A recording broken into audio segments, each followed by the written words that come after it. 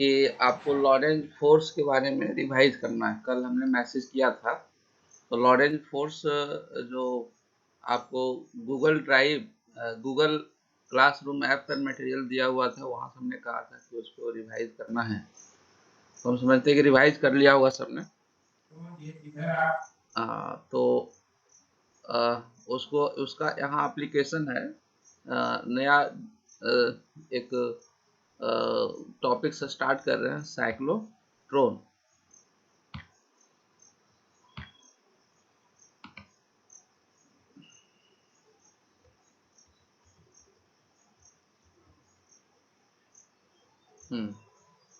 Topics, तो topics का name क्या है? साइक्लोट्रॉन। तो साइक्लोट्रॉन का एक बिग क्वेश्चन है इसमें, सीबीएसई में पूछा जाता है 5 मार्क्स क्वेश्चन। 1 मार्क्स क्वेश्चन से लेकर के 5 मार्क्स क्वेश्चन तक इसमें पूछा जाता है। तो क्वेश्चन इसमें इस प्रकार होता है कि what is cyclotron, who is invented cyclotron, what is the principle of cyclotron, theory भी पूछा जाता है, और इसमें डेरिवेशन आस्क किया जाता है कि kinetic energy of the charge particles क्या होगा, इसके लिमिटेशंस क्या होंगे, यूजेज क्या होंगे। इस पर कुछ न्यूमेरिकल क्वेश्चंस भी हो सकते हैं। तो यहाँ पर इस स्क्रीन पर आप लोग देख रहे होंगे कि एक डायग्राम दिया हुआ है। यही जो है स्कीमेटिक डायग्राम ऑफ साइक्लोट्रॉन है। इसका और डिटेल डायग्राम हम नेक्स्ट स्लाइड में भी आपको शो करेंगे। तो यहाँ पर आप ऑब्जर्व कर रहे होंगे कि ये कुछ डॉट्स यहाँ दिए हुए हैं। तो डॉट्स रिप्रेजेंट कर रहा है मैग्नेटिक फील्ड। मैग्नेटिक फील्ड हम लोग नॉर्थ और साउथ पोल प्लेस करके हम लोग डेवलप करेंगे। ये डॉट यहाँ रिप्रेजेंट कर रहा है कि मैग्नेटिक फील्ड का जो डायरेक्शन है वह स्क्रीन के परपेंडिकुलर आउटवर्ड है। और यदि यहाँ पर क्रॉस मार्क, ये सभी जो है क्रॉस मार्क होता, तो magnetic field inside the screen होता, perpendicular to the screen inside. Clear? अब यहाँ पर जो है आप स्ट्रक्चर देख रहे हैं डी के जैसा। ये देखिए, ये यदि आप देखें स्ट्रक्चर, तो यह एक डी के जैसा स्ट्रक्चर दिख रहा है, जिसको D1 कहा गया है। और दूसरा स्ट्रक्चर्स आप ये ऑब्जर्व करिए, देखिए यह भी एक डी के जैसा है। इस डी का नाम D2 दिया गया है, D1 एंड D2, 2 डीज। यह डी है क्या, इसको आप समझने की कोशिश करिए। सपोज कीजिए कि एक हॉलो सिलेंडर आपके पास है, क्लियर, और उसको हॉरिजॉन्टली प्लेस किया गया है और उसको दो इक्वल पार्ट में डिवाइड कर दिया गया। इसको दो इक्वल पार्ट में डिवाइड कर दिया जाए और एक स्लाइड डिस्टेंस से इसको अलग किया जाए, तो आपको ये फ्रंट व्यू जो आप देखेंगे तो ये डी के जैसा आपको दिखेगा। फ्रंट व्यू क्या है? डी के जैसा। और इसके अंदर जो है आपका सेमी सर्कुलर फॉर्म में हॉलो स्पेस मिलेगा। और ये जो आप देख रहे हैं दोनों डी के बीच में डिस्टेंस, ये आपका थ्रू आउट डी जो है आपका स्पेस बना हुआ रहेगा। ठीक है? तो यहाँ पर इस मैग्नेटिक फील्ड में इस तरह से 2 डीज को अरेंज किया जाता है, और इस 2 डीज को जो है एक ऑसिलेटर से कनेक्ट किया जाता है। ऑसिलेटर मीन्स यहाँ अल्टरनेटिंग करंट, एसी करंट से इसको कनेक्ट किया जाता है। तो अल्टरनेटिंग करंट से जब हम कनेक्ट करते हैं तो आप जानते हैं कि ये साइक्लिक फॉर्म में अल्टरनेटिंग करंट पास होता है, चलता है। तो वन साइकिल में मतलब हाफ साइकिल में 1 डी पॉजिटिव होगा, दूसरा डी निगेटिव होगा, और अनदर हाफ साइकिल में जो डी पॉजिटिव हुआ निगेटिव हो जाएगा और निगेटिव जो है पॉजिटिव हो जाएगा। इस तरह से जो है दोनों डी की पोलैरिटी जो है एवरी साइकिल चेंज होता रहेगा। इसलिए यहाँ पर जो हाई वोल्टेज एसी करंट से जब इसको हम कनेक्ट करते हैं चेंज होता है, इसलिए इसका नाम जो ऑसिलेटर दिया गया है। ओके। अब देखिए यहाँ पर एक चार्ज पार्टिकल्स बीच गैप में प्लेस किया जाता है और इसको हम डिस्क्राइब करेंगे नेक्स्ट स्लाइड में। यह चार्ज पार्टिकल्स जो इलेक्ट्रिक मैग्नेटिक फील्ड के कारण जो है यह मूव करने लगता है सर्कुलर पाथ में, और एवरी टाइम इसका रेडियस इंक्रीज होता जाता है, इसकी स्पीड बढ़ती जाती है। और आप यहाँ पर देख रहे हैं कि एक डिफ्लेक्शन प्लेट है। क्या है? Deflection plate. इस प्लेट से क्या होता है कि प्लेट मीन्स विंडो, ठीक है। यहाँ पर एक डी में विंडो लगा रहता है जिससे कि यह चार्ज पार्टिकल्स जो एक्सलरेट हो जाता है, हाई वेलोसिटी प्राप्त कर लेता है, तो विंडो से ये आउट हो जाता है, ये charge particles exit port. Okay. तो इसको इन्वेंट किसने किया? EO Lawrence and M S Livingston, 1934 California university के बर्कले में उस समय ये काम कर रहे थे, न्यूक्लियर स्ट्रक्चर को इन्वेस्टिगेट करने के लिए।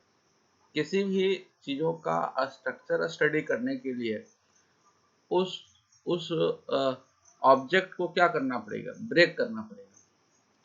तो एटम्स और न्यूक्लियाई जैसे चीज़ों को जो है किस चीज़ से ब्रेक किया जाएगा? तो हाई वेलोसिटी चार्ज पार्टिकल से इसको ब्रेक किया जाता है, मतलब बम्बार्ड कराया जाता है न्यूक्लियस पर हाई एनर्जाइज चार्ज पार्टिकल से, तो वह ब्रेक हो जाता है। तो न्यूक्लियस को ब्रेक करने के लिए चार्ज पार्टिकल्स को एक्सलेट किया जाता है, एनर्जाइज किया जाता है। हाँ, तो इसके लिए उन्होंने जो है इस साइक्लोट्रॉन को इन्वेंट किया। ओके। नेक्स्ट देखिए क्वेश्चंस आता है, हाफ मार्क्स आ सकता है। What is cyclotron? तो साइक्लोट्रॉन क्या है? आप देखिए यहाँ दिया हुआ है, क्या दिया हुआ है? Cyclotron is a device used to accelerate charge particles like protons, neutrons, alpha particle, etc. to very high energies. Clear? तो ऐसे पार्टिकल्स को वेरी हाई एनर्जी तक जो है इसे एक्सलेट करने के लिए यूज किया जाता है इस डिवाइस को। यहाँ पर ध्यान रखेंगे कि इलेक्ट्रॉन्स आप नहीं देंगे, सभी ये पॉजिटिव पार्टिकल्स है, protons, neutrons, alpha particles. Electron can not be accelerated through the cyclotron device. क्यों नहीं किया जाता है इसका डिस्क्रिप्शन हम बाद में देंगे। अभी तो साइक्लोट्रॉन क्या है, ये क्वेश्चन आस्क किया जाता है, तो आप ये पॉइंट्स लिखेंगे। इन्वेंटर कौन है? अभी आपको बता दिया गया, EO Lawrence and M S Livingston ने इसको इन्वेंट किया था। अब इसका वेरी इंपॉर्टेंट पार्ट्स है कि व्हाट इज इट्स प्रिंसिपल। तो इट्स प्रिंसिपल क्या है, इसको आप रीड करिए और समझने की कोशिश करिए। यहाँ पर इलेक्ट्रिक फील्ड और मैग्नेटिक फील्ड एक ऐसा अरेंजमेंट किया गया, अभी आप ने डायग्राम में देखा कि दो तरह का फील्ड अप्लाई किया गया, इलेक्ट्रिक फील्ड और मैग्नेटिक फील्ड, दोनों फील्ड अप्लाई किया गया। तो इलेक्ट्रिक फील्ड क्या करेगा? इलेक्ट्रिक फील्ड चार्ज पार्टिकल्स को मूव कराएगा many times semi circular path में उसको मूव कराएगा, मतलब मूव कराएगा। और यहाँ पर देखिए यह मूवमेंट जो होगा वह सर्कुलर पाथ में होगा, और सर्कुलर पाथ में कौन मूवमेंट कराएगा?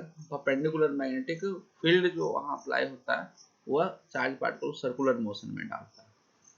तो यहाँ पर आप देखिए स्टेटमेंट क्या कहा गया, a charge particle can be accelerated to very high energies. A charge particles can be accelerated to very high energies by making it pass through a moderate electric field a number of times। मतलब कई बार moderate electric field से होकर के इस charge particles को move कराया जाता है। और यह मूवमेंट जो होता है वो सर्कुलर पाथ में भी कहा, सर्कुलर पाथ में कैसे मूव करेगा?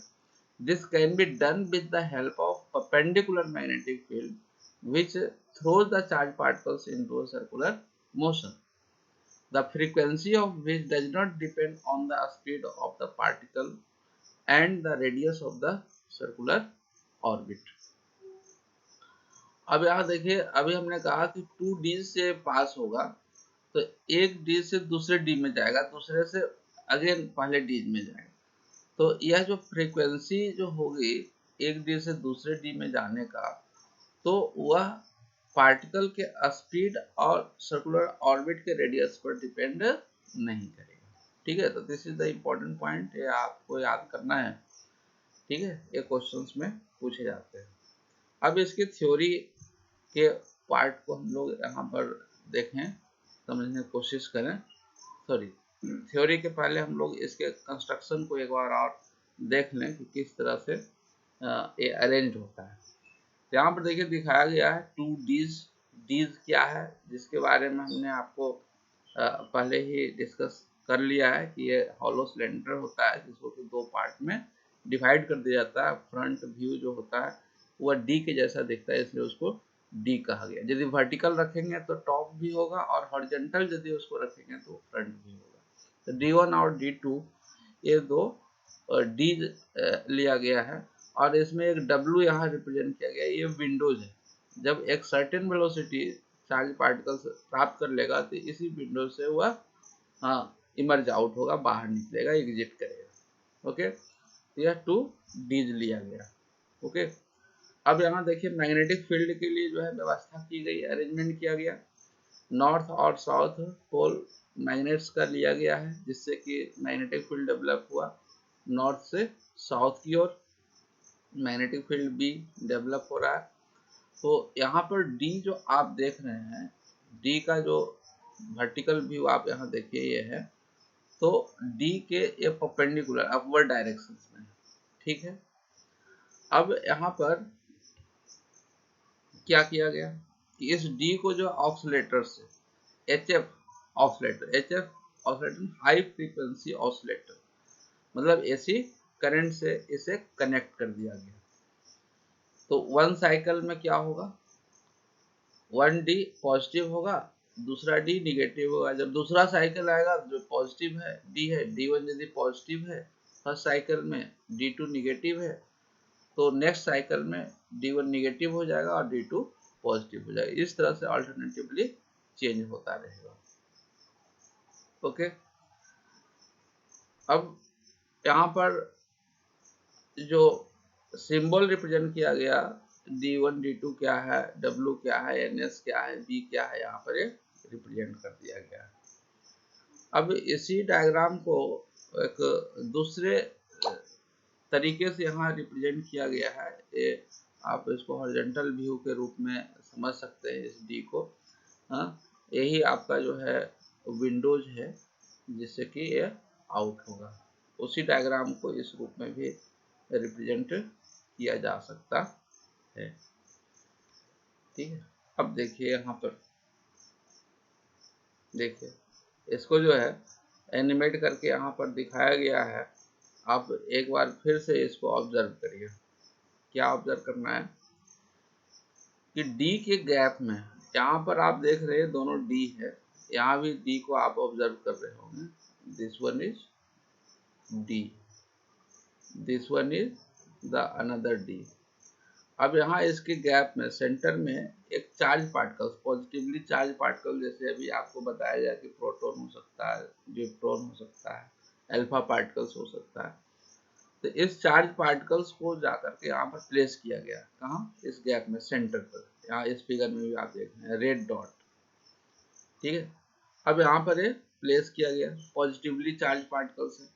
अब इस डी को जो है आपने क्या किया कि हाई फ्रीक्वेंसी ऑसिलेटर से कनेक्ट कर दिया। तो D1 पॉजिटिव या निगेटिव कुछ भी हो सकता है। तो अब यहाँ पर थिंक करिए कि यह पॉजिटिव चार्ज पार्टिकल्स आपने लिया, यदि D2 निगेटिवली चार्ज पार्टिकल्स हो, निगेटिव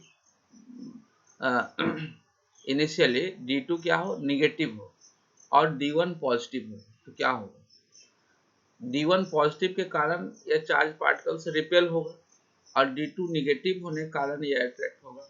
यह जो चार्ज पार्टिकल जो सेंटर में गैप में प्लेस किया है, तो इस इलेक्ट्रोस्टैटिक फोर्स के कारण ये क्या होगा, मूव करेगा टुवर्ड्स द D2 की ओर मूव करेगा। अब आपने सिंपली रेस्ट पोजीशन में इसको प्लेस किया, लेकिन जैसे ही आपने प्लेस किया तो इस इलेक्ट्रिक फील्ड के कारण इस कंडीशन में चार्ज पार्टिकल्स D2 की ओर मूव करेगा।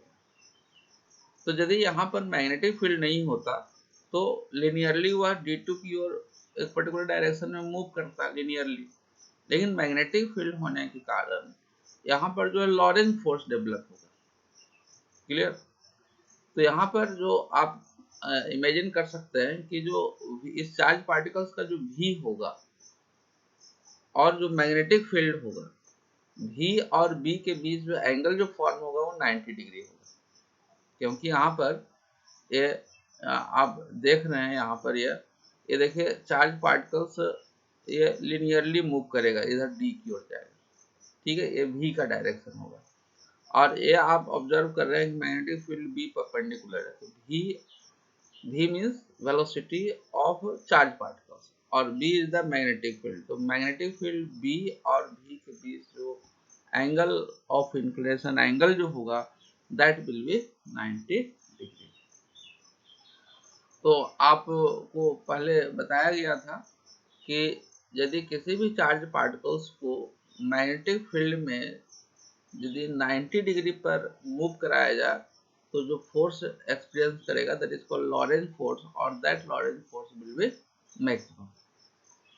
तो अब यहाँ पर लॉरेंज फोर्स लगने के कारण फ्लेमिंग लेफ्ट हैंड रूल से हम लोग फाइंड कर सकते हैं कि वह किस डायरेक्शन में वह सर्कुलर मोशन में मूव करेगा। मतलब यह चार्ज पार्टिकल्स इस लॉरेंज फोर्स के कारण सर्कुलर मोशन में आएगा, और जैसे सर्कुलर मोशन में आया तो इसमें सेंट्रीपिटल फोर्स डेवलप होगा।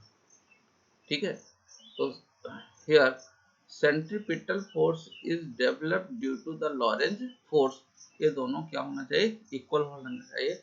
हम लोग थ्योरी में इसको इक्वेट करेंगे, थ्योरी वाले पार्ट में डिस्कस करेंगे, वहां पर ये इक्वेट करेंगे और वहां पर आर और बी के लिए एक्सप्रेशन भी फाइंड करेंगे। ओके, तो अब यहाँ पर देखिए ये कैसे ये रोटेट कर रहा है।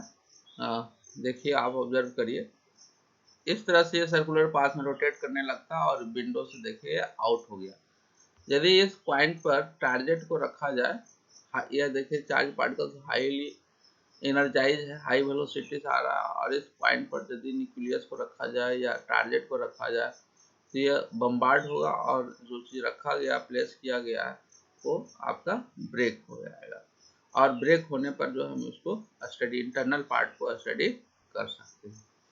ओके, तो this is the construction part and next one is the working. Working को भी यहाँ पर एक्सप्लेन कर दिया गया, एक बार देख लीजिए क्या कहा गया कि imagining D1 is positive, D2 is negative. Clear? D2 is negative, D1 is positive. The positively charged particles kept at the center and in the gap between the D's get accelerated towards D2 due to perpendicular magnetic field, and according to Fleming's left hand rule the charge gets deflected and describes semicircular path. When it about to leave D2, जब ये D2 को leave करेगा तब क्या होगा? D2 leave का मतलब ये हुआ कि देखिए यहाँ पर ये चार्ज पार्टिकल स्टार्ट हुआ मूव करते हुए, सर्कुलर पाथ डेवलप हुआ। अब इस गैप के पास आएगा तो ये D2 क्या कर रहा है, लीव कर रहा है, मतलब छोड़ रहा है। इस गैप में अगेन ये चार्ज पार्टिकल्स इस गैप में रीच कर जाएगा। ठीक है, तो ये कहा जा रहा है कि when it is about to leave D2, जिस समय ये D2 लीव करेगा उस समय क्या होगा, इस जो हाई फ्रीक्वेंसी ऑसिलेटर से जो डी कनेक्टेड है उसकी पोलैरिटी चेंज होगा। अभी देखिए यह D2 निगेटिव पोलैरिटी से कनेक्टेड है, जैसे ही ये चार्ज पार्टिकल्स इस गैप में आएगा वैसे यह D2 पॉजिटिव हो जाएगा। अभी निगेटिव था, अब क्या हो जा रहा है, D2 becomes positive and D1 becomes negative. Therefore, the particle is again accelerated into D1 where it continues to describe the semicircular path. अब देखिए यदि यहाँ पर ये चार्ज पार्टिकल्स आया मूव करके तो पोलैरिटी चेंज नहीं होता, तब क्या होता, पोलैरिटी चेंज नहीं होता तो यह चार्ज पार्टिकल्स अगेन D2 की ओर मूव करने की कोशिश करता है। लेकिन पोलैरिटी चेंज होने के कारण क्या हो रहा है, यही फिनोमेना यहाँ पर होगा। Charge charge particles positively charge particles है और डी निगेटिव हो गया तो कूलम्बिक फोर्स यहाँ अप्लाई होगा और D1 की ओर मूव करेगा। और मैग्नेटिक फोर्स के कारण फ्लेमिंग लेफ्ट हैंड रूल से अगेन हम डिसाइड करेंगे और ये सर्कुलर मोशन है, मतलब मैग्नेटिक फील्ड के कारण सर्कुलर मोशन होगा और इस इलेक्ट्रिक फील्ड के कारण यह मूव करेगा। तो जब तक यह अगेन D1 निगेटिव रहेगा तो यह सर्कुलर पाथ को यह डिस्क्राइब करेगा। अगेन जब यह इस गैप में आएगा तो अगेन इसकी पोलैरिटी चेंज हो जाएगा, D2 निगेटिव हो जाएगा और D1 पॉजिटिव, अगेन यह अट्रैक्ट होगा D2 की तरफ। तो इस तरह से यह circular motion, half circular motion 1D में, another half circular motion another D में होगा। ठीक है, इस तरह से यहाँ पर हेलिकल पाथ में या कह सकते हैं कि स्पाइरल पाथ में यह मूव करना लगेगा। तो एवरी जो आपका सर्कुलर पाथ यहाँ आप देख रहे हैं कि यही आपका ऑर्बिट बन रहा है, तो ऑर्बिट का रेडियस जो है एवरी हाफ साइकिल में क्या हो रहा है, इंक्रीज हो रहा है, ये स्पाइरल पाथ डेवलप हो रहा है। तो एवरी हाफ सर्कुलर मोशन में उसकी रेडियस और उसकी वेलोसिटी इंक्रीज हो रहा है। Okay, the process continue till the charge traverses through the whole space in the disk and finally it comes out with very high speed through the windows. Okay, now theory part. तो theory part में अभी कहा गया कि perpendicular magnetic field के कारण magnetic force experience करेगा charge particles और वह मैग्नेटिक फोर्स चार्ज पार्टिकल्स को सर्कुलर मोशन में मूव करा रहा है, यानी सेंट्रीपिटल फोर्स डेवलप कर रहा है। यानी क्या कर रहा है कि यह मैग्नेटिक फोर्स डेवलप कर रहा है, प्रोवाइड कर रहा है सेंट्रीपिटल फोर्स। तो ये दोनों क्या होना चाहिए, इक्वल होना चाहिए। ठीक है, required to describe circular path. तो अब ये देखिए क्या आया इक्वेशन, इस इक्वेशन को आप समझिए। देखिए यह mv²/r ये कौन सा फोर्स हुआ, 11th क्लास में भी आप लोग स्टडी कर चुके हैं। This is the centripetal force, mv²/r is the centripetal force. यदि किसी भी मोमेंट हम कंसीडर करें कि यह चार्ज पार्टिकल्स इस पोजीशन पर है, तो m यहाँ रिप्रेजेंट कर रहा है मास of the charge particles, v is the velocity at that moment, r is the radius of the circular orbit at that moment. So this is the centripetal force. v और r की value जो every moment change हो रहा है, तो यह आपका centripetal force हो गया। अब मैग्नेटिक फोर्स कितना है, magnetic Lorentz force. Magnetic Lorentz force आप स्टडी कर चुके हैं, इसको वेक्टर फॉर्म में लिखते हैं Q V cross of B, Q V cross of B, और उसको आप क्रॉस प्रोडक्ट को ब्रेक करेंगे तो वी बी साइन थीटा, और थीटा इज हियर 90 डिग्री, जिसकी चर्चा हम लोग पहले कर चुके हैं। तो theta is 90 degree, so sine 90 is 1। This will be the maximum Lorentz force, Q V B. Lorentz force वाले चैप्टर्स में, टॉपिक्स में हम डिस्कस कर चुके थे कि यदि v 0 है तब लॉरेंट फोर्स 0 हो जाएगा। यदि v और b का डायरेक्शन सेम है या जस्ट अपोजिट है, यानी 0 डिग्री 180 डिग्री, तो वैसी कंडीशंस में लॉरेंट फोर्स की वैल्यू 0 होगा। ठीक है, और यदि मैग्नेटिक फील्ड और v के बीच 90 डिग्री है तो मैक्सिमम लॉरेंट फोर्स अप्लाई होगा और that will be Q V B. और एनी एंगल्स आर्बिट्ररी एंगल यानी 0 और 90 के बीच में होगा तो वह हेलिकल फॉर्म में मूव करेगा, हेलिक्स बनाएगा। उसकी चर्चा हम लोग किसी वीडियो में किसी समय उसको हम करेंगे। तो ये दोनों क्या होंगे, इक्वल होगा। This Q V B sine 90 is Lorentz force and mv²r is the centripetal force. अब इस इक्वेशंस को सॉल्व करके हम लोग फाइंड कर सकते हैं क्या चाहिए वो डिस्क्राइब किया। भी की वैल्यू जो है हम यहाँ फाइंड कर सकते हैं इस इक्वेशन से। Okay, sin 90 is 1, 1 v, this v will cancel out, and so remaining v is equals to this q b r cross multiply here b q r by m। अब इसी इक्वेशन से आप r की value find कर सकते हैं। Suppose कीजिए कि यह आउट हो रहा है, तो आउट होने के समय जो है उस सर्कुलर पाथ का रेडियस क्या होगा, इस फार्मूला से यहाँ हम लोग फाइंड कर सकते हैं। r is equal to this m into V divided by Q B. This is very important equation. v और r का जो यहाँ पर इक्वेशन फाइंड किया गया, ये वेरी इंपॉर्टेंट इक्वेशन। इसका यूज हम लोग अभी काइनेटिक एनर्जी फाइंड करने में करेंगे और भी इसका एप्लीकेशन है। ठीक है, एम भी क्यू बी की वैल्यू गिवन है, तो आर की वैल्यू क्या होगी, ये न्यूमेरिकल क्वेश्चंस में भी इस पर पूछा जा सकते हैं। अब यहाँ पर देखिए कंसीडर किया गया कि if T is the time taken by charge to describe the semi circular path inside the D. देखिए 1D में जो है मूवमेंट होता है वह सेमी सर्कुलर पाथ में, तो 1D के अंदर सेमी सर्कुलर पाथ को डिस्क्राइब करने में कितना समय लगा, स्मॉल t टाइम लगा। तो उस t को जो है हम इस फार्मूला से दे सकते हैं। देखिए आप वेरी बेसिक फार्मूला जानते हैं, velocity v is equal to distance by time. So time is equal to distance by velocity. तो हाफ सर्कुलर पाथ का डिस्टेंस क्या होगा, यानी semi circumference. Circumference of the circular path is 2 pi R. तो semi circular path का distance यानी circumference क्या होगा, पाई आर, हाफ उसका हो जाएगा डिवाइड बाई v। तो किसी भी मोमेंट में किसी भी सेमी सर्कुलर पाथ पर कितना, उस सेमी सर्कुलर पाथ में कितना समय लगेगा, how much time will be taken by the charge particle। तो t is equals to distance pi r by v। तो हाफ साइकिल को कंप्लीट करने में टाइम जो है इतना यूज होगा। तो अब यहाँ पर देखिए क्या किया गया,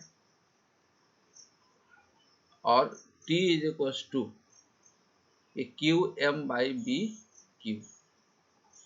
अब ये वैल्यू देखिए यहाँ से ऊपर जो इक्वेशन यहाँ फाइंड किया गया r equal to M B by Q B, यहीं से आप r बाई b का रेशियो फाइंड कर लीजिए, तो m बाई क्यू बी आएगा, उसकी वैल्यू यहाँ पुट कर दीजिए, तो टाइम टेकन t फाइंड हो जाएगा। ओके, अब देखिए कैपिटल T लिया गया। Capital T is the time period of the high frequency oscillator then for resonance. अब एक नया टर्म्स यहाँ है, रिजोनेंस। रिजोनेंस आपको 11th क्लास में भी डिस्कस किया गया था वेव मोशन में। तो देखिए रिजोनेंस की बात क्या है, देखिए ऑसिलेटर की भी एक फ्रीक्वेंसी है, और अभी हमने बताया कि सेमी सर्कुलर पाथ मूव करके वह गैप में आ जाता है। ठीक है, तो जिस समय वह गैप में रीच कर रहा है चार्ज पार्टिकल्स, ठीक उसी समय उस डी की पोलैरिटी, ऑसिलेटर के द्वारा डी की पोलैरिटी चेंज हो जाए, तो वह रिजोनेंस की घटना कहलाएगी। वह क्या कहलाएगी, resonance. So if T is the time period of the high frequency oscillator, that is for resonance. तो capital T is equal to 2t। T is the time taken to describe the semicircular path। तो semi circular में full जब circular path होगा तब वो time होगा। T is equal to 2t। तो small t की वैल्यू यहाँ पर आप पुटअप कर दें, तो कैपिटल T टाइम पीरियड की वैल्यू ये आपको फाइंड हो जाएगा। स्मॉल t के प्लेस पे वैल्यू पुटअप किया गया, QM by B Q. Okay, अब यहाँ पर हम लोग फ्रीक्वेंसी के लिए एक्सप्रेशन फाइंड कर सकते हैं, क्योंकि जानते हैं कि frequency f is the reciprocal of the time period 1 by T. तो यहाँ पर देखिए फ्रीक्वेंसी ये एक्सप्रेशन फाइंड कर लिया गया, जस्ट इसको रिवर्स कर दिया गया, f is equal to B Q by 2 pi M. इसी फ्रीक्वेंसी को क्या कहा गया कि साइक्लोट्रॉन फ्रीक्वेंसी या मैग्नेटिक रिजोनेंस फ्रीक्वेंसी, और इसी को हम हाई फ्रीक्वेंसी ऑसिलेटर जो है उसकी फ्रीक्वेंसी होगी, क्योंकि जित दोनों की फ्रीक्वेंसी सेम होगी। Magnetic resonance frequency a very important equation है। थ्योरी डायरेक्ट कभी कभी क्वेश्चन आ जाता है कि right the theory of the cyclotron, तो ये आपको फाइंड करना पड़ेगा।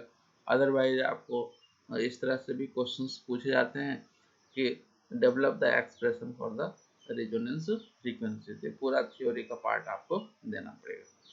यहाँ पर एक और क्वेश्चन आता है कि develop the expression for the kinetic energy, maximum kinetic energy या simply kinetic energy of the charge particles. तो उसके लिए भी एक्सप्रेशन हम बहुत ही इजीली फाइंड कर सकते हैं। Maximum energy of the particle, kinetic energy of the charge particle is very simple. आप जानते हैं kinetic energy is equal to half mv square, that is equal to half m, और v की value अभी find किया था पहले, उसकी वैल्यू यहाँ पर पुट अप कर दिया गया, b/q/r/m होल स्क्वायर। नेक्स्ट इसको सिंप्लीफाई किया गया, ठीक है। यहाँ पर जब स्क्वायर करेंगे ये पूरे टर्म को, तो B square Q square R square divide by M square, तो 1m ये कैंसिल आउट हो जाएगा, is equal to half B square Q square R square by M. तो this is the maximum kinetic energy. यहाँ पर maximum kinetic energy का sense ये हुआ कि यदि आर की वैल्यू मैक्सिमम है, ये जो एनर्जी होगी काइनेटिक एनर्जी वह क्या होगी, मैक्सिमम होगी। ओके, तो this is the maximum energy. Maximum energy जब आर मैक्सिमम होगा तो ये आर जो है इक्वल हो जाएगा किसके, रेडियस ऑफ द डी के। तो this is the simply expression for the kinetic energy of the charge particles at any instant, और ये जो एक्सप्रेशन दिया गया है this is the maximum kinetic energy, क्योंकि R becomes capital of R, that is radius of the D. Very important equation. Now question पूछा जाता है कि what are its limitations. Limitations क्या है, इसको हम लोग देखें। दो तीन लिमिटेशंस है। वन लिमिटेशंस यहाँ देखिए वेरी इंपॉर्टेंट लिमिटेशंस है, क्या है देखिए। अभी आपने साइक्लोट्रॉन फ्रीक्वेंसी के लिए एक्सप्रेशन फाइंड किया, cyclotron frequency fc equal to qb/2π। तो अब देखिए सपोज कीजिए कि यदि qb, pi already constant quantity है, q और b को भी हम कांस्टेंट कर दें, तो fc की वैल्यू किस पर डिपेंड करेगा, मास m पर। तो qb यदि कांस्टेंट क्वांटिटी रखा जाए तो fc कांस्टेंट कब होगा, यदि m कांस्टेंट हो, ठीक है। तो वही चीज कहा गया यहाँ पर, cyclotron frequency this will be constant only where m remains constant, other quantities are already constant। लेकिन आप ये जानते हैं क्या, आइंस्टीन रिलेटिविस्टिक प्रिंसिपल से कि मास of the particles varies with velocity. यदि हाई वेलोसिटी से मूव कराया जाए किसी भी पार्टिकल्स को, किसी भी ऑब्जेक्ट को, तो उसका मास वेरी करता है बाय दिस फार्मूला। इस फार्मूला से वेरी करता है।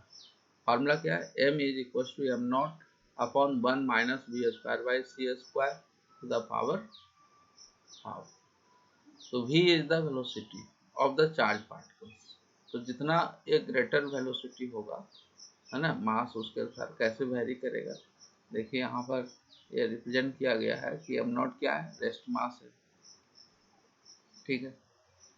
तो अब यहाँ पर देखिए v को इंक्रीज होने से m कैसे इंक्रीज होगा। अब देखिए v की वैल्यू सपोज कीजिए कि वेरी स्मॉल है, तो v square by C square की वैल्यू नेग्लिजिबल होगा, और दैट इज इक्वल टू 1। तो वैसी कंडीशन में मास की जो वैल्यू होगी that is equal to rest mass. लेकिन यदि v की वैल्यू इंक्रीज हो रहा है, तो v जब इंक्रीज होगा तो V square by C square ये इंक्रीज होगा, और इसके इंक्रीज होने से जो है डिनोमिनेटर पार्ट क्या हो जाएगा, 1 माइनस दिस वन, तो ये डिक्रीज होने लगेगा। वी इंक्रीज होने से डिनोमिनेटर पार्ट डिक्रीज होगा, और डिनोमिनेटर जब डिक्रीज होगा तो एम क्या होगा, इंक्रीज हो जाएगा। ठीक है, तो if velocity v increases then mass will increase। उसी चीज को यहाँ पर इस सेंटेंस में दिया गया है। At high velocity the cyclotron frequency will decrease due to increase in mass। This will throw the particles out of resonance with the resonating field। यदि ऐसा होगा, देखिए मास चेंज हो गया, मास इंक्रीज कर गया, मास को इंक्रीज होने से देखिए यहाँ पर एम को इंक्रीज होने से, फार्मूला को ऑब्जर्व करिए, मास इंक्रीज करने से फ्रीक्वेंसी, साइक्लोट्रॉन फ्रीक्वेंसी जो है वह डिक्रीज हो गया। Cyclo M increases, F C decreases, यानी एफ सी डिक्रीज हो गया।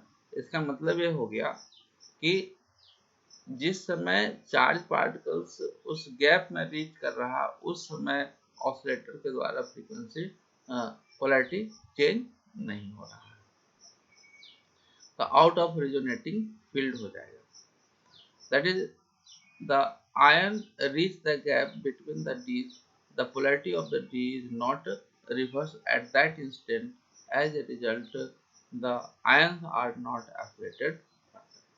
यानी लिमिटेशंस के, इस लिमिटेशंस के अंतर्गत ये कहा गया कि बहुत ही हाई एनर्जी तक इसको एक्सलेट नहीं किया जा सकता, एक सर्टेन वेलोसिटी तक ही इसको एक्सलेट किया जा सकता है, अदरवाइज ये प्रॉब्लम्स आएंगे। अब देखिए इस प्रॉब्लम को रिमूव करने के लिए इसी में जो है दो तरह का साइक्लोट्रॉन्स को डेवलप किया गया। One is called synchrocyclotron and another is called isochronous synchrocyclotron and isochronous cyclotron। Okay, अब यहाँ पर देखिए ये दोनों साइक्लोट्रॉन क्या है, इसकी चर्चा कर लें। If frequency is varied in synchronization with the variation of mass of the charged particles by maintaining b as constant। अभी फ्रीक्वेंसी, साइक्लोट्रॉन फ्रीक्वेंसी के फार्मूला में आपने देखा कि क्या है, F C, this one, F C is equal to Q B by 2 pi M. यहाँ पर एफ सी को वेरी कर रहे हैं, ए बी को कांस्टेंट रख करके, एम वेरी हो रहा है,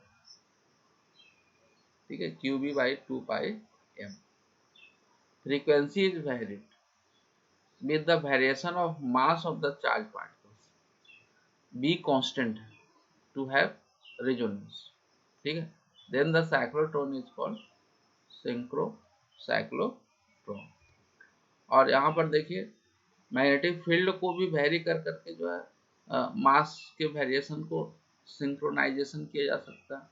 सिंक्रोनाइजेशन का मतलब है कि दोनों फ्रीक्वेंसी सेम हो, ऑसिलेटर की फ्रीक्वेंसी और इस सर्कुलर पाथ के मूवमेंट की फ्रीक्वेंसी सेम हो। तो मैग्नेटिक फील्ड को वेरी करा करके यदि मास के वेरिएशंस को सिंक्रोनस सेम किया जाता है, तो ऐसे कंडीशन में एफ को कांस्टेंट रखना पड़ेगा to have resonance, then the cyclotron is called isochronous cyclotron. ये दो तरह का साइक्लोट्रॉन की व्यवस्था की गई है। देखिए अभी कहा गया था कि ये हाफ मार्क्स क्वेश्चंस में यहाँ पर पूछा जाता है कि इलेक्ट्रॉन्स को इस साइक्लोट्रॉन के द्वारा क्यों नहीं एक्सलेट किया जा सकता। Electrons can not be accelerated because they gain a speed very quickly, क्योंकि इसका मास क्या होता है, बहुत लेस होता है, लाइटर मास होता है, इसलिए इसकी स्पीड यह बहुत जल्दी वेरी हाई स्पीड प्राप्त कर सकता है। So they gain a speed very quickly due to their lighter mass and go out of phase with alternating EMF and get lost within the out of phase हो जाएगा, resonance इसमें develop नहीं हो पाएगा और वह डी में he lost कर जाएगा, इसलिए इलेक्ट्रॉन्स को एक्सलेट नहीं किया जा सकता है। ये वेरी इंपॉर्टेंट क्वेश्चन यहाँ पर बनता है आफ्टर 1 मार्क्स का। Again last limitation is cyclotron cannot be used for accelerating neutral particles। जब भी इसको हम एक्सलेट कर सकते हैं जब पार्टिकल्स चार्ज्ड हो, न्यूट्रल पार्टिकल्स को एक्सलेट नहीं किया जा सकता। ठीक है, मल्टीपल चॉइस क्वेश्चंस में पूछे जा सकता है कि साइक्लोट्रॉन के द्वारा कौन सा पार्टिकल्स को एक्सलेट नहीं किया जा सकता। उसमें ऑप्शन दे देगा proton, electrons, neutron, alpha particles, इस तरह से। ठीक है, उसमें चूज करना होगा। इस तरह से क्वेश्चन यहाँ पर पूछे जा सकते हैं। अब देखिए इसका यूजेज क्या है। हाई एनर्जी पार्टिकल्स, साइक्लोट्रॉन से आपने पार्टिकल्स को हाईली एनर्जाइज कर दिया, तो जो साइक्लोट्रॉन में जो हाईली एनर्जाइज पार्टिकल्स प्रोड्यूस किया, इसका एप्लीकेशन कहाँ कहाँ इसको यूज करते हैं। First application is here use to bombard nuclei for studying nuclear structure, पहले ही इसकी चर्चा कर चुके हैं। दूसरा एप्लीकेशन क्या है, is to produce other high energy particles by collisions, collision से भी जो है कोलिजन से जो दूसरा particles rest, collision 11th class में हम लोग पढ़ चुके हैं। ठीक है, डिफरेंट टाइप ऑफ कोलिजन्स होते हैं, तो कोलिजन्स के द्वारा भी हम दूसरे पार्टिकल्स को की एनर्जी को इंक्रीज कर सकते हैं। ठीक है, जैसे fast neutrons used in atomic reactors, ये आप केमिस्ट्री में 11th क्लास में पढ़ चुके होंगे। अदरवाइज जो है एटम्स के चैप्टर में सेकेंड बुक है, उसमें एटम्स के चैप्टर में आपको एटॉमिक रिएक्टर्स पढ़ना है। वहाँ पर फास्ट न्यूट्रॉन्स का बम्बार्डमेंट कराया जाता है यूरेनियम आइसोटोप्स पर। तो फास्ट न्यूट्रॉन्स को डेवलप करने के लिए यहाँ पर कोलिजन्स के द्वारा जो है एनर्जी, दूसरे पार्टिकल्स की एनर्जी को प्रोड्यूस किया जा सकता है। Next, use to implant ions into solids, किसी सॉलिड में आयंस को इम्प्लांट करने के लिए। And modify their property, that is synthesize new material. ठीक है, यहाँ पर यूज करते हैं। Use to produce radioactive isotope which are used in hospitals for diagnosis and treatment. These are the application part. Okay. अब यहाँ पर हम लोग एक न्यूमेरिकल क्वेश्चंस को डिस्कस कर लें। ये आपको एनसीईआरटी के एग्जाम्पल्स क्वेश्चन से है। इस क्वेश्चन को आप ऑब्जर्व करिए, क्या कहा जा रहा है कि अ साइक्लोट्रॉन्स oscillator frequency is 10 megahertz. What should be the operating magnetic field for accelerating protons? If the radius of its d is 60 centimeter, what is the kinetic energy in mega electron volt of the proton beam produced by the accelerator? यहाँ पर कुछ constant quantity जिसकी value आपको known होना चाहिए, otherwise exam questions में given होंगे। ये कांस्टेंट वैल्यूज का यूज यहाँ पर होना है। तो क्या क्या गिवन है आप यहाँ देख लीजिए। Cyclotron frequency FC is given, क्या गिवन है इसको आप देखिए यहाँ पर। FC is given, what should be the operating magnetic field for accelerating proton, what should be the operating magnetic field, operating magnetic field B की वैल्यू फाइंड करना है। ठीक है, if the radius of its D is 60 centimetre, R is equal to 60, what is the kinetic energy in mega electron volt. आप लोग unit पर ध्यान देंगे, यूनिट्स के कारण ही जो है फिजिक्स के न्यूमेरिकल्स करने में गलतियां हो जाती है। तो देखिए यह जो फार्मूला आपको दिया गया था भी के लिए फार्मूला अभी डेवलप किया था, तो v is equal to Q B by 2 pi है। ये फार्मूला आपने रीड किया था, उस फार्मूला से b के लिए आ गया 2 pi M we by Q, ये फार्मूला। ठीक है, तो इसमें देखिए क्या क्या वैल्यू गिवन है, वैल्यू पुट अप कर दिया गया यहाँ पर और b की वैल्यू फाइंड कर लिया गया।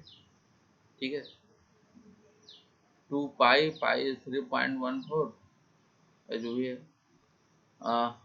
And m mass of the proton, क्योंकि प्रोटॉन को यहाँ पर एनर्जाइज किया जा रहा है, तो mass of the proton is given here.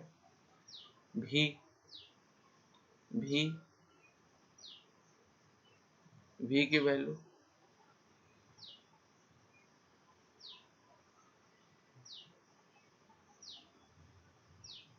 10⁻⁷, sorry ये v नहीं है, ये फ्रीक्वेंसी है। b equal to 2 pi m v नहीं है, क्या है, frequency, nu cyclotron frequency fc, cyclotron frequency. ठीक है, divide by Q, cyclotron frequency is equal to, आपने भी स्टडी किया था, b into Q upon 2 pi m। तो cyclotron frequency new not v, cyclotron frequency is given 10 megahertz. 10 megahertz की value यहाँ put up कर दिया 10⁻⁷, और divided by charge on proton, क्योंकि प्रोटॉन को एक्सलेट किया जा रहा है, ये वैल्यू पुट किया गया, इसको सॉल्व किया गया, 0.66 t फॉर टेस्ला, ये आंसर आएगा। तो final velocity of the proton is, आपको दो पार्ट इस न्यूमेरिकल क्वेश्चन में फाइंड करना है। What should be the operating magnetic field, that is B find करना, और फाइंड करना what is the kinetic energy of the proton being produced by the accelerator. तो काइनेटिक एनर्जी E फाइंड करना है, E is equal to half mv²। तो यहाँ पर m proton का गिवन है, v आपको फाइंड करना पड़ेगा, तो v यहाँ फाइंड किया गया, जो भी फार्मूला आपको दिया गया साइक्लोट्रॉन फ्रीक्वेंसी से, ये फार्मूला अप्लाई कर देंगे। v is equal to r 2 pi nu, r is given 0.60 centimetre, 60 centimetre को मीटर में कन्वर्ट किया गया, 0.6 मीटर, 2 पाई m, ये वैल्यू आपको पुट अप कर दिया गया और सॉल्व किया गया। ये v आ गया, v की वैल्यू यहाँ पुट करके सॉल्व कर लेंगे। अगेन आपको ये वोल्ट में आएगा, इसको कन्वर्ट करना पड़ेगा, मल्टीप्लाई करना पड़ेगा इतना से, ठीक है, तब यह मेगा इलेक्ट्रॉन वोल्ट में कन्वर्ट हो जाएगा। तो न्यूमेरिकल्स आप देखिएगा, कर लीजिएगा। यहाँ पर कुछ असाइनमेंट दिया गया है, इस असाइनमेंट को जो है आप लोग करिएगा। ये भी जो है आपका कोई नया नहीं है, ये एनसीईआरटी का ही प्रॉब्लम, आप सर्च करिएगा। ठीक है, तो ये आपको कंप्लीट करना है। Thank you for watching video. तो आज